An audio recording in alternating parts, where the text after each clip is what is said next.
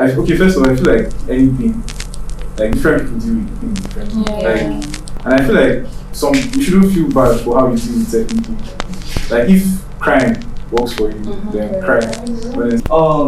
Eventually we're gonna get through this phase, and I'll be fine. I'm still gonna ride the car that I want. I'm still gonna have the life that I want. I just need to embrace where I am right now, do really well in it. And then growing up, you have a lot of responsibilities as time goes on. And now we're in school, we're expected to do certain things, to know how to, like money, to know how to manage money, and just different things like that. And it is tough. It gets better. I mean, nothing is going to kill you. Except it's going to kill you. Right. God told Abraham that he should go to Abraham, that he will show him.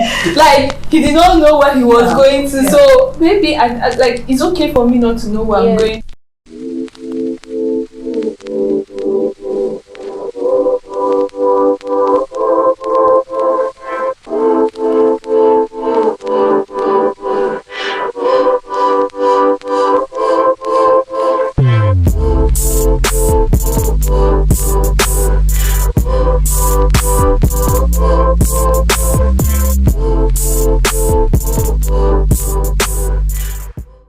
Hey guys, welcome back to my channel, welcome back to Grace's team, welcome back to, I think, the final episode of Surviving Your 20s through a Gen Z's point of view, although we have millennials in today's episode. I hope you guys have been enjoying it so far. Today we'll be talking about life realities, things that just basically affect us in life, and yeah, me and my friends are obviously here to talk about it as usual, and we'll just tell you guys what we feel about certain things. I'll be introducing myself now. My name is Grace, and they will introduce themselves too. My name is Alfreda. My name is Chinonso. My name is Patrick. My name is Jerry. Okay, you guys should not forget this is a safe place to talk and to just say what's on your mind. Yeah, say what's on your mind, no pressure, okay? Please, if you've been enjoying this series, don't forget to like, it really helps, and subscribe to my channel, okay? And leave a comment. So let's head straight into the video. The 20s you're living right now, like your life right now, is it what you envisioned for yourself when you're a teenager or when you were younger? I felt like when I was younger, people in their 20s looked so cool. I don't think I looked that like, my life is so boring, and I'm just like, it's probably because medical school. I think medical school is that the fun out of life for me. So I don't think I'm living my best life in my 20s as I should be. Yeah, I didn't really think of my future like that when I was younger, so I can't say I imagined anything happening in my 20s. Like, I was just someone that was going with the flow, that kind of thing. All I knew was that, okay, when you're 20, you start thinking of getting married, because that's what I was seeing, and that's what I was surrounded with. So, no expectations really. I always felt like when I'm in 20s, I would do anything I want to do. Yeah. Like in secondary school, I used to imagine when I'm in university, my hair will be high. I'll twist my hair, eventually it's turn to dreads, something shy. But I didn't think of the fact that when you're in your 20s, you have to look a certain, or you have to start thinking of, you have to start planning how your life will be, like how you want your life to be afterwards. And I just expected that the 20s would be filled with fun, Yeah. as in no stress. But you won't even think of the fact that fun is money, as in you need money. And everything is limited when you're 20s. So you can't really do. I can't do what I thought I was able to do. Yeah. So it's not been what I expected. Okay, tell us what you expect and what's your reality now. Well, like the 20s, towards the other end of the spectrum. So I felt like by now I would have certain things figured out. Looking at having like a home and money, but it's not really that. Like, of course, there's school, stuff has come up along the way, there's stuff we had to do. So it's not what I thought. But it's not as bad as It's not bad. as people make it out. Just But it's not just what I pictured growing up. Yeah. Tell me right now, I have a car. I get it. Living my best life. It's so not what I expected, because how I used to see adults back in the days, like they're living their best life. Yeah, everyone is grown up, they can figure out things themselves. Nobody gave us like, oh, like, see, as a child you're enjoying yourself, better enjoy your childhood. They made us feel like, okay, growing up was like the goal, and now we've grown up and we've seen that being a child is actually that goal. It's the goal, not because once you're a child again, a lot of things. So what's the hardest part of being in your 20s? What do you think has been the hardest part so far? I think decision making. Yeah. Like, personally speaking, I'm a very indecisive person, so making decisions is really hard. Like, sometimes upfront you have to say something, you have to come up with decisions, you have to know what to do, and then I don't know if you're ever prepared for that, but then I don't think I was really prepared for that, and then that's really hard for me right now. Another thing is responsibilities. I feel like we have, like, growing up, you have a lot of responsibilities as time goes on, and now we're in school, we're expected to do certain things, to know how to, money, to know how to manage money, and just different things like that, and it is tough. Like, You know what sucks? We're in charge of our lives. that's exactly what it is. Like, any choice I make now can either make exactly, and it's really scary because before my mom would make decisions for me, my dad would make decisions for me, but now I have to make the decision, and it's just like I still can't imagine myself as a parent because I feel like I'm so childish, and I'm just like, so I'm gonna be in charge of people's lives. Like, it's scary, and I just realized that life is actually really scary. Yeah. And the scary thing about being responsible in your 20s is that the decisions you make now, they can affect the rest of your life. Like the choices you make. Or they can delay you. They can delay you. Or accelerate you. Put you where you're not meant to be. Or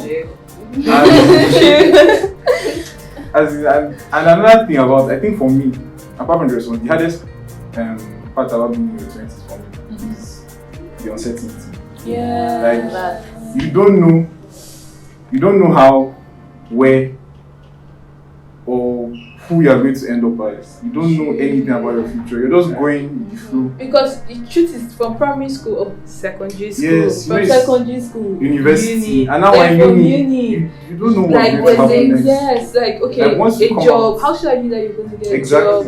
About, like, when you're young, your parents just tell you go to school, make sure you read. If you do well, then you're going to be successful in life. And there are many people that, as in, they're at the top of, even in school now, there are people that are at the top of, like, they do their best in school, they're the best on top of the class, but then they are still not happy. And they don't even end up as successful as. Yes, and you don't even know if you're going to be successful. Those people can end up better off. Yeah. So I feel like all the things that they tell us, like, if you do this, this is what's happened to you. I feel like it's not completely true. And they make it seem like school is a sure way to be a successful person. There are many educated people that are not successful. Especially in Nigeria. And there are many people, especially in Nigeria today, that they don't even have secondary school certificates, and they're the ones that are running this country. True. I deal with anxiety a lot. I think so much about my future. Like, I'm always like, this after school one next, or what are you going to do? And like, I'll just be on my own, and I'll go to Google and I'll start Googling like all the other things I can do. Like, what am I doing? And then like, I'm conflicted because I'm trying to look for things, and the other man is like, please just calm down, at least finish one.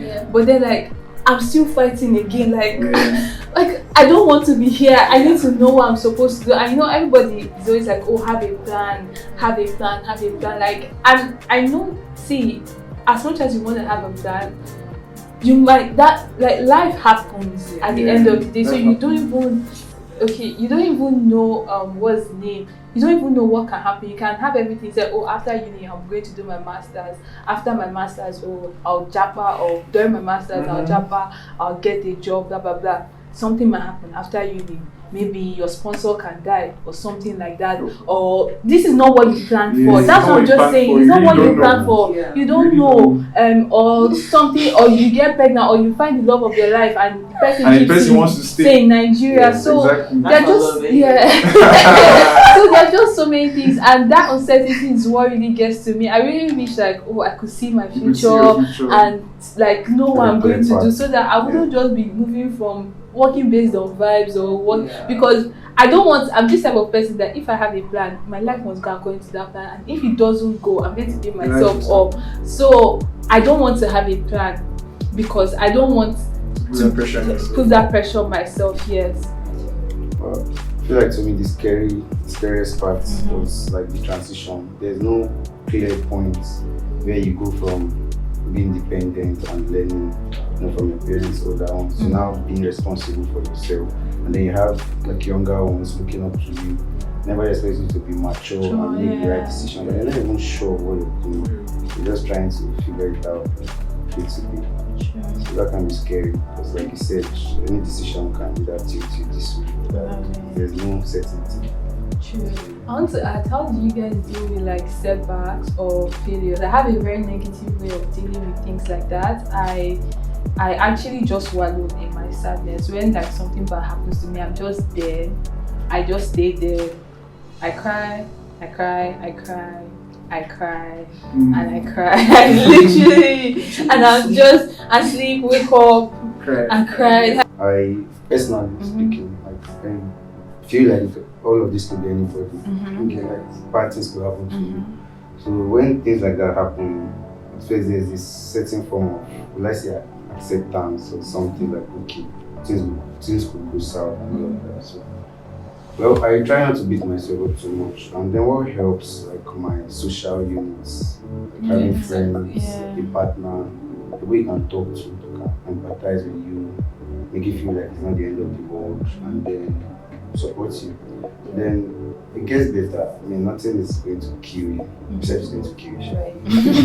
So I try not to be so pessimistic or negative. I feel like, okay, to pass is a phase. And then you could have a drink.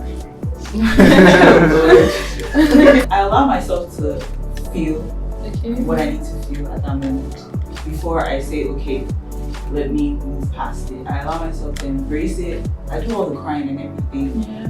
But I did notice that since last year I started having anxiety attacks. So anything serious, I may have an anxiety attack, but my support group, like no support is everything. My mom, like my friends, my closest friends, they're always there for me, so like I can call anybody. And then the cool thing about is that I have friends international and I have friends in Nigeria.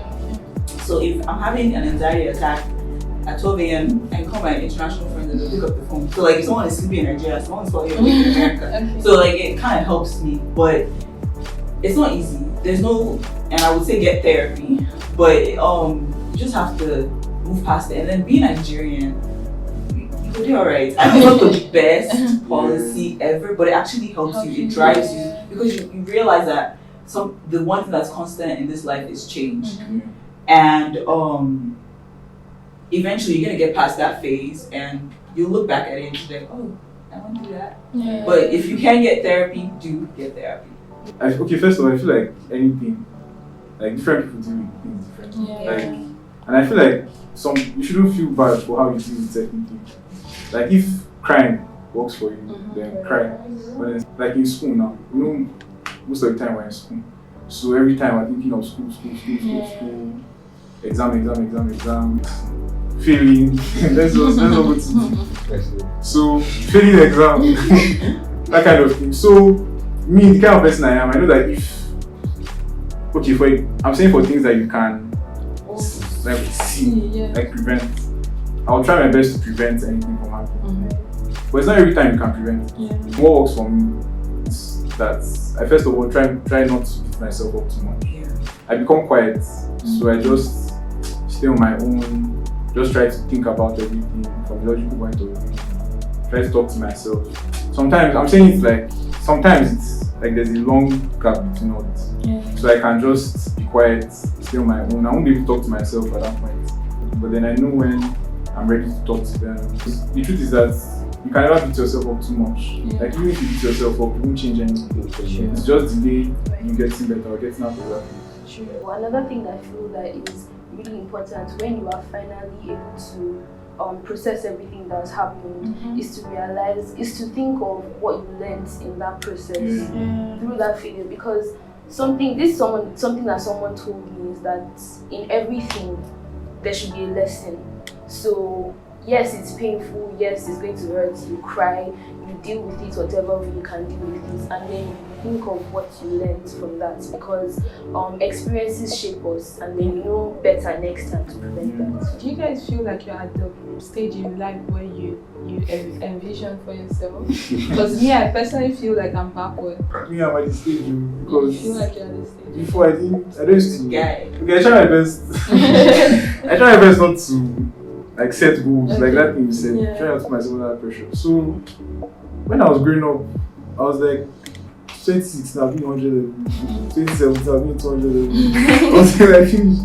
So me now, I'm in the level Yeah, I'm very to too plan. So maybe after school, I don't know if I'm backward or forward, but as of now, That happens to me, especially when I go to like social media, I see my mates and I'm like, what am I still doing here? I've been here for so long. Yes. This phase, and then I'm like, I need to do stuff in my life, I need to move on.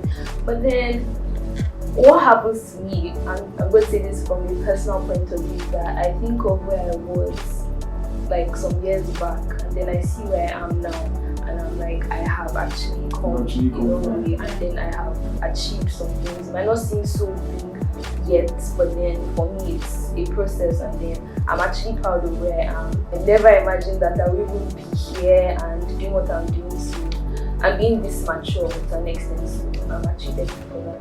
Oh, me no. Because, like, I don't want to go too deep, but I have plans for my life. Because I had a boyfriend at a younger age, so we're gonna get married at this age. R.I.P. to that relationship. I almost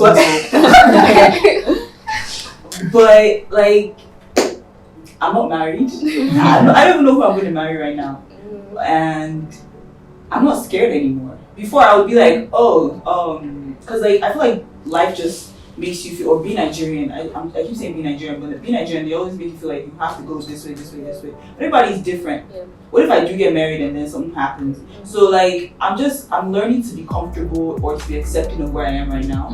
It took a while for me to get there, also because I can't really do much about it. But I think realizing that your story, we're different from each other, and eventually we're gonna get through this phase, and I'll be fine. I'm still gonna ride the car that I want. I'm still gonna have the life that I want. I just need to embrace where I am right now, do really well in it. And then for me, I've accepted that I'll be a late bloomer. Like I'm going to do everything later in life, because I feel like I am going so slow. I don't know how. Don't ask me how. But that's the thing. I don't know. No.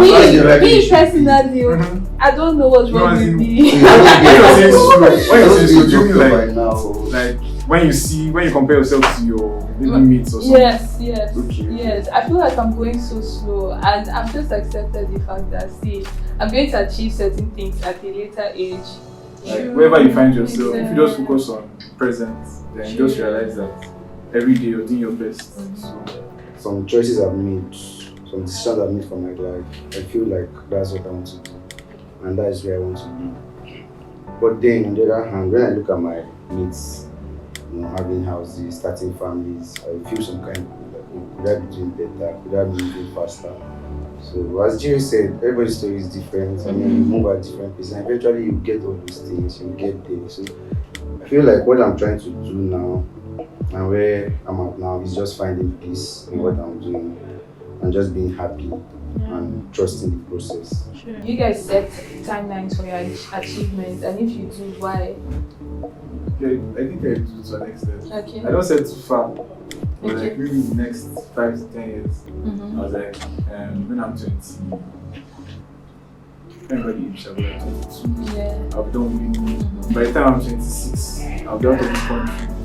And I'll spend like 10 years plus outside and come back in town. I don't know, I don't set like it's like a rough sketch. The reason why it is just to have a vision. Because I feel like everyone has an idea of the life wants. I just set short-term goals. Like, okay, I know now I'm done with school. That's what I want to achieve. And there are many parts. So I can either go this way or this way. But if I already said that, okay, I want to do something over the stretch of days. Like after school, I want to keep going in this direction. And I just feel like that. And you feel like just feel like short term. That's what works for me. It's good to enjoy where you are too, because if you keep chasing and chasing, you realize that even when you get to that point, you haven't really learned anything over time. The truth is that even if what we see is people achieving things at certain ages, there is no life manual. Well, apart from the Bible, there is no manual that says, okay, this is the age you're supposed to have done this, you're supposed to have done this at this time. There's nothing like that. Everybody is just trying to achieve what they want to. So I try not to put that kind of pressure on myself. But one thing I do hate is when people set goals for you. Like you're just sitting on your own, like nothing. You're just chilling. You've gotten to that point in your life where you've accepted where you are, and people are trying to set goals for you. Like, oh, you should be married by now. You should be doing this by now, and you're over it. And I'm just like, why are you in my business? I get what you're saying. Do you get it? And that is worse for girls. So annoying. Worse for girls, because they always say when you're entering school, they'll tell you. You are going to school, focus on your education. Exactly. As you are stepping out, where is our mom? You ask you where is boyfriend, where is our friend, where is our husband. But anytime I think of like this pressure or trying to think of your future, you realize after some time that it's actually okay to be clueless about your life. Because but people around you can make you seem like you don't know what you're doing. I don't know what I'm going to do next in my life, and everybody has been asking me. I'm just saying when I get there, when I get to that bridge, I'll cross. Because there's one thing to think about your future, and this year, goodness gracious, I've been thinking about my future, and I've not gotten any answer. I've not gotten any answer, so I'm just like, there's no point of stressing myself, because I was thinking so much that I think God had to even tell me that, oh, Grace, God told Abraham that he should go to a man, that he will show him. Like, he did not know what he was going to. Yeah. So maybe I like it's okay for me not to know what I'm going to. I should just take a chill pill and eventually I'm going to get there. I don't know how. Like when you were talking, I just remembered one time I was talking to my dad, and then he was just telling me about how he came to, because he live in Abuja, saying about how he started his life, started his family with my mother. And this man and my mother, both of them came from the village. No, my father even came from the village alone. Came to Abuja. He did not have a house. He was sporting with one of his friends, like all those kinds of things. And then at the end of the story, he told me that like anytime he thinks of when he was coming to Abuja and where he is now, like he does not know. He cannot tell me what he did to get to where he is. He just knows that he was doing something. He was just doing something, like step by step, and now he's where he is. So I feel like you cannot, even if you, no matter how you try, you cannot see what will happen tomorrow. Especially for our parents, they are coming from a place of love, and then they just want you to be okay in life. Like they don't want you to struggle. They want the best for you. So sometimes they can go overboard with this, but that's the plan. That's what they want to do. Just make sure that you are okay. I just wanted to say to anybody, just take it easy on yourself, right? Like you're not in the calm down. Like literally calm down. You're not wherever you are. You might feel like it is not where you're supposed to be, but I feel like God knows why you're there. So in every process, do you understand?